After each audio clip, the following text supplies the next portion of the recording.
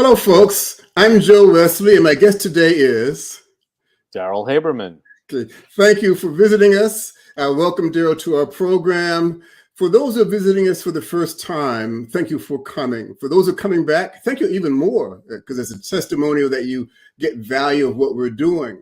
For the newbies to us, the concept is, are you prepared to take the hot seat challenge to discover an ingredient of your secret sauce? Now, I don't claim that I see dead people, but it will help you discover a unique value about yourself that gives you a distinct advantage over your competition. And I call that your secret sauce. So the format of this is that I will ask Darryl at some point, what's your favorite pastime? And I'll do that deliberately because I could ask, well, tell me about yourself. Well, I'm in my third marriage. I've bought and sold 5 businesses. I've got 8 grandkids. Yeah, it might talk about you, but it doesn't show who you are. But your favorite pastime goes to your passion, and your passion describes who you are. And the purpose of this is, what is it unique about Darryl Haberman? He could do overhead garage door repairs, but there's something about him that will draw members of our audience say, this is the guy I want to give my money to meet the needs of my business. So, the other thing I should also mention, this is again live, so if I make mistakes or Darryl makes mistakes, it's not going to be edited out. That being said, I have a blank board with Darryl's name on it. And I make notes because I have a mind like a sieve. So you'll see me looking down, not because I'm snoozing off or I'm bored. It's because, and I'm a slow writer, so you may see the top of my head for a little bit of time. So Darryl, what's your favorite pastime? My favorite pastime is going out for runs, walks in the park, taking the dog.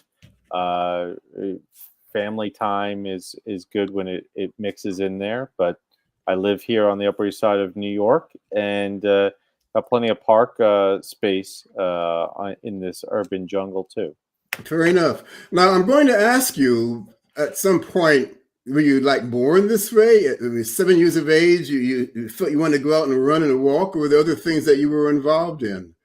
I grew up in suburbia on Long Island, always out and about with my friends. Had a good group of friends living on a dead end street. Right. So there were about 12 houses. All of them had, 2 or 3 kids each, similar age to me and my brother. So we're always playing sports, enjoyed the greenery, taking our bikes into the hills and just, I like nature. I went to school upstate. I love lakes and parks and, being busy, exercising, when you could, get everything tied together and do it frequently. It's good for the brain. It's good for the soul. Good for the body. Fair enough. I get that. And when you were in school, since you were an avid, now I'm a bookworm, so I hear what you're saying, but it's not intuitive for me. So I have to ask you questions on that. Your love of sports, did you play sports where it's, I won't say regimented, but organized sports when you were in school at any point? Oh yeah, I grew up a competitive swimmer, so I was on a swim team going to practice literally 5 days a week, and sometimes on Saturdays, and then we had the meets. So I did that from ages 5 to 18. I also played youth soccer. Well, let me backtrack. What is it you liked about swimming? Swimming was great. Thankfully, I thrived individually, but there were some teams. I'm going to backtrack again. Sorry for the interruption. Was it the challenge, the joy, the flow, the symmetry? And again, I'm a bookworm you're talking to here, so it's not intuitive to me what you're saying. What was it about swimming? The exercise, the agility, the body, working in the water. And the camaraderie too. I mean, I had a lot of good friends that I forged great relationships with on the team, and Right. thankfully, I had some early successes. So, thriving, persevering, staying mentally and physically sharp. Even as a youngster, that made a difference. Okay.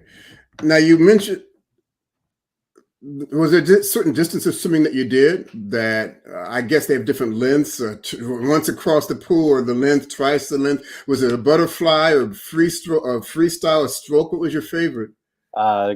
I was I was a good sprinter, but I also thrived in the intermediate distances, like your 100 yard or 200 yard races, butterfly and freestyle, and the individual medley. I was pretty good at. My backstroke and breaststroke weren't the best. I could hold my own, but butterfly my dominant strokes. I hear that. Now you mentioned another sport after swimming, and I interrupted you. Was that again? I forgot what that was specifically.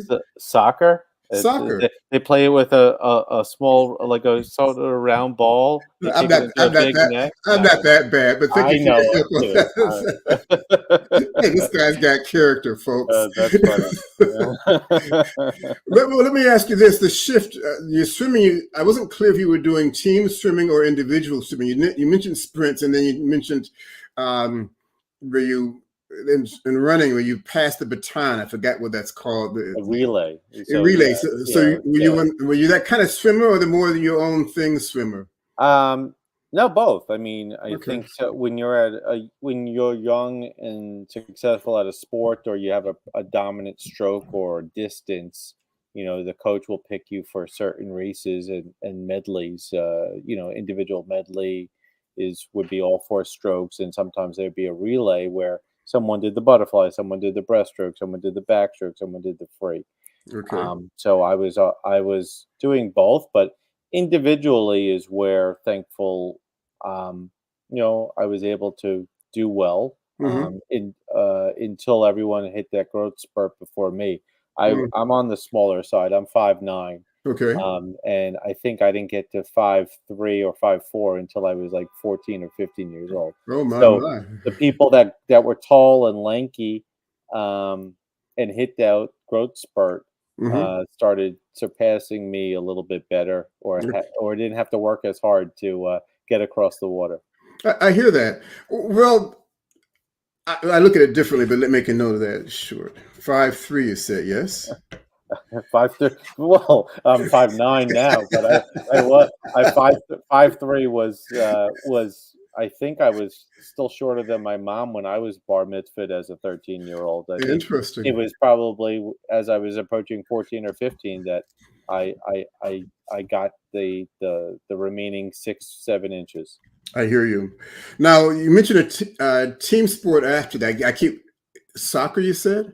I played soccer as a young kid, Right? and then I played lacrosse when I was a little bit older.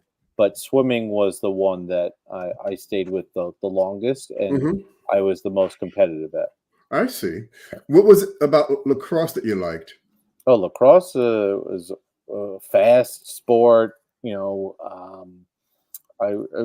love I love getting out there and running. I was because of my small stature, I was a good across the lacrosse field. So distances, running, attacking, just it felt like hockey, and I played lots of hockey as more pickup hockey as a kid, and a lot of my friends also played lacrosse. So like the stick work, a lot of that fast action were conducive for me to try my hand at that skill, and I stayed with it for about 4 or 5 years. Interesting. Now, look, for those of us who weren't born in the Northeast and may not be familiar with lacrosse, could you give us a brief synopsis of how that game is played?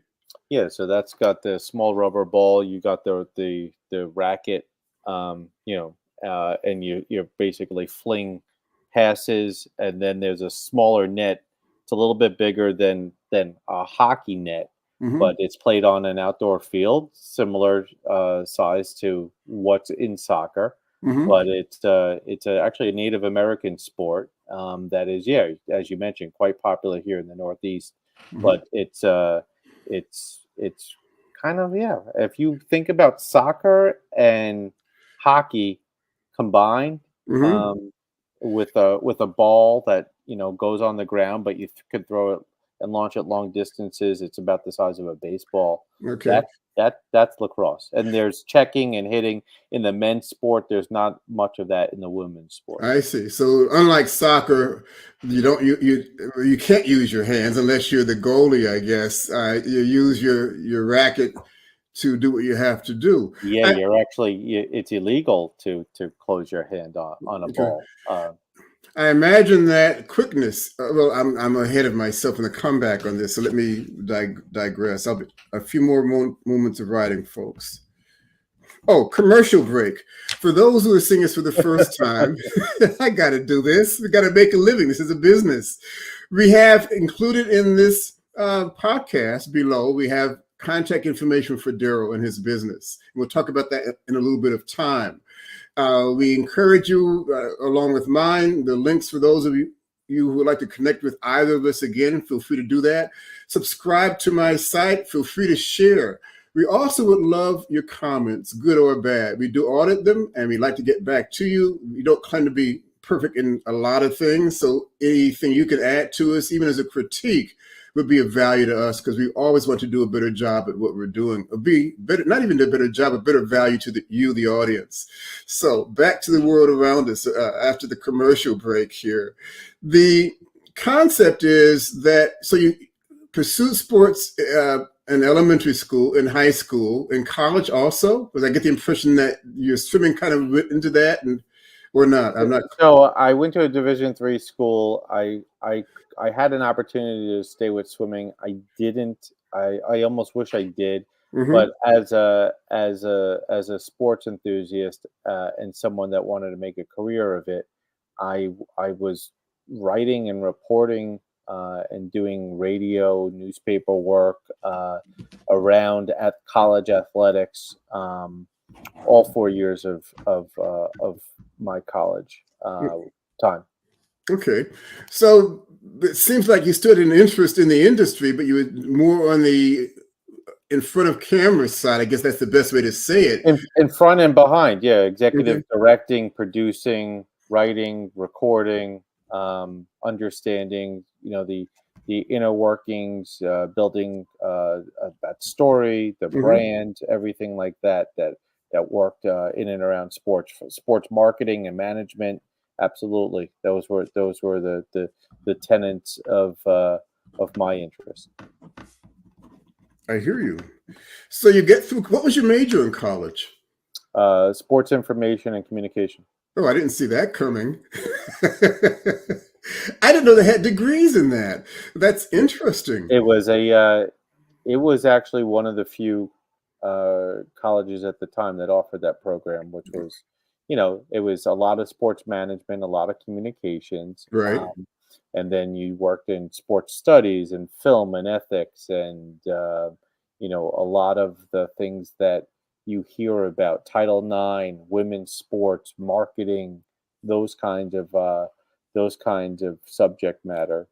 It Um, sounds like it was a whole potpourri then. It's more than simply in front of a mic, and I hate the word simply just only in front of a mic, but also how it works, why it works, the implications of what's being said or not. Yeah, absolutely. Mhm. It was a pretty comprehensive and hybrid topic. I mean, you think about the word information, communication, and even sports and where Mhm. those intersect. That in I in the late '90s when I was in college is much different than what it is even now. But uh, sports and media and entertainment were growing, and Mhm. I was interested in not only broadcasting and producing, but uh, the worldwide arena, not just hockey and soccer and baseball and football, but Mhm. golf and tennis and all these others that I enjoyed playing outside, as I mentioned. I hear you. Now, some people in the audience, including me, the book worm again, might say that's a lot. That's a lot to consider in what you're doing. Did you have a certain niche that you preferred in this really buffet table of different options out there, as I'm hearing it? Um, I did and I didn't. I thought and I had hoped for a couple more opportunities to be in front of a camera Hmm. and do TV. I started doing more reporting and writing and editing and Hmm. that journalism side of the business, Okay. and then my TV and radio opportunities led to some engineering and production opportunities, and that's where I continued to build my skill set, develop that mind. The internet age was just beginning, so I started learning more about web production and management, and Hmm. that's what started my career. That was Okay. one of my first jobs was doing PR marketing, and then I went quickly into like what a website is and how it represents the brand and what you can do with it. Now, how did one jump from a sports concept as a focus into PR marketing? That I mean, you apply That for was a job that was publicized, and that's kind of how it happened. Yeah, so I think I applied to, leagues and teams early after graduation, or started that conversation as a senior. Right. I had interned at Fox Sports in LA my second semester junior year. So I had enough, work experience and that internship, but um, you know, after living at home, moving back home after graduating college, um, you start broadening your scope of, hey, where can I see myself working and what can I do? Hmm. And if someone takes a shine and an interest to you and you're in an interview and everything sounds good, you tend to jump at it. I didn't have the essentially the luxury of time. Hmm. I had to start thinking about paying back loans and all I, that stuff. I think So that's I ne- understood. I Yeah, ne- I needed that job. fair enough. And then it didn't take me so far away from the sports community, but after 4 months working in my public relations role, um, the my people at the NHL came calling, and that was the beginnings of my 22-year career tied to the NHL. Okay, now what happens in the 4 months? I lost track of that. I didn't quite hear what you had said about. So in the 4 months, it wasn't great work for me. It was kind of mundane, boring, a lot of cold calling. I Right. wasn't working on anything super exciting. It felt small and dull. Hmm. I also wasn't able to use any of my creative brain or do anything really that I thought I would be doing when I was Right. going to school and studying and learning about the topics that I rattled off to you before. Right. So, I was ready to leave, and then I had an opportunity to come and work with the NHL, and that was became a great a great opportunity, and thankfully, it started me on my way to what I'm doing now. Okay, fair enough. Well, then at some point, we're going to talk about what you're doing now. But before we get there, I have to do kind of I call it my backstory on this. And what I'm hearing is a person who grew up in at least a suburban area, maybe more, I won't say rural than that, but you had a lot of green space. You were in an alcove. You had freedom of, rephrase that, in today's world, if you're not with a parent every second of the day, your parents can go to jail and you'll be put in a foster home, which I think things were a little bit different back then. You had some freedom to have fun, for like in a safe environment. And I'll say it in that manner. But you like sports, and I understand that. Boys, I was a boy at one point, and we're functional. We have energy flowing around. And I get all of that completely. I'm intrigued about how you discovered swimming. I mean, did somebody toss you in the pool one day? You say, "Hey, I like this experience," or because the guys went swimming in the water hole in the pool, you went with them and you enjoyed what you did and you stayed with it. Which of the two was it? Well, I needed an outlet. My parents wanted me to stay active, and my brother, who's about 3 years older, he was swimming already. Okay, So, hey, fair enough. let's see what Darryl does, and this is a great opportunity. And a lot of brothers and sisters and siblings were on the team, so this seemed like it made sense. Part of the flow that gets you going well. I hear that. So I'm going now, folks. When I first began this, I had a clean sheet of paper, and now it's filled with notes and Look at red those stuff and notes. everything else. Nice. I Yeah. love So it. I had to stop because I got to the bottom. I ran out of space. So it's time to go to the second part of your concept about what you do. But before we get there, I'm going to give my background awareness that I've picked up. that sports came natural, a legacy, a tradition of family. Everybody's doing it in the neighborhood, so I'm going to do it also. I get that. And you've been doing it from a very early age. Some people grow out of sports. You stayed with it. What is it about sports why did you stay with that? I mean, I had my fun of softball and basketball, but I went in another direction. What kept you flowing in that direction? I think that the community building, camaraderie, the drama, the exercise. I mean, it kind of hits on all the facets, the Right. enthusiasm, getting to see professionals play and that live experience versus sitting at home enjoying the big game with your friends. With some soda and popcorn and that kind of thing. But it was really, really, the best drama too. I mean, you think about why you watch your favorite programs and what's happening in them. Is there anything more unpredictable than what happens on the sports field? True. That And you can't edit out those moments. they happen. And that's exactly. Pretty much it. David versus Goliath. All that kind of stuff. I'm going to actually start working backwards. I'm shifting gears on this. One of the things that intrigue me about sports, you don't edit out those moments. What happens. You're in front of the audience. So people talk about doing a live performance. It's something that's extra special. With sports people, everything they do is live. You do rehearsals, but at some point the moment starts, the gun goes off and you do what you do, or the whistle blows, however that might work. But having said that I understand the sense of growing up as a young child amongst others that play sports. That makes perfect sense. And I'm referring to my notes. So that's why I'm looking down. And you like nature also as part of the program. It was enjoyable. I get that too. You had skill, and I won't rehash what you did, but you were a competitive swimmer. You did say that. And you did that for a length of time until your I won't say shortness, your compactness. I'll say it like that. At 5'3", as a young kid, worked to your disadvantage. Now, I'm going to shift that back. Understood? I said work to your disadvantage, and that's why you shifted gears somewhat, because you say your small stature. But then you went to other sports like soccer. What's the thing where you throw the ball again with a stick? Lacrosse. Lacrosse. I said I'm a bookworm, folks. Hang in there with me on this.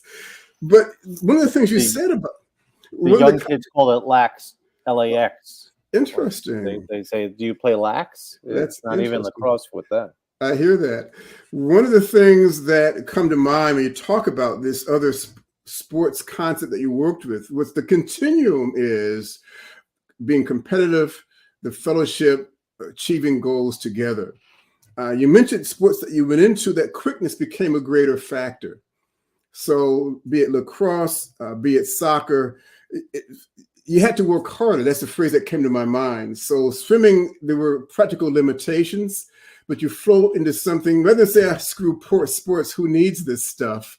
The bug, it clearly bit you as I see it. So you found sports that your quickness, your stature actually worked in your favor. I'll use football, traditional football. The best running backs are the guys who are 4'2" because nobody can find them.